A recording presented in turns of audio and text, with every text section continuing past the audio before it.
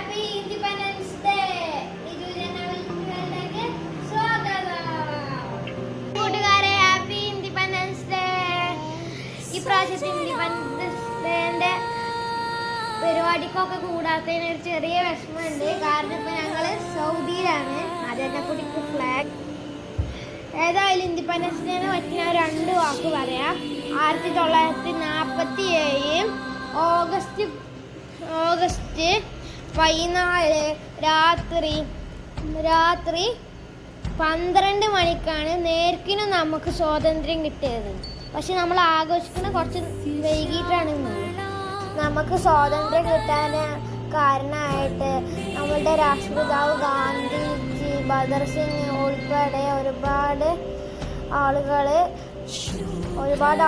രക്തസാക്ഷികളായിട്ടുണ്ട്. അവരെ ഞാൻ ഈ അവസരത്തിൽ അനുസ്മരിക്കുന്നു. ജയ് ഹിന്ദ്.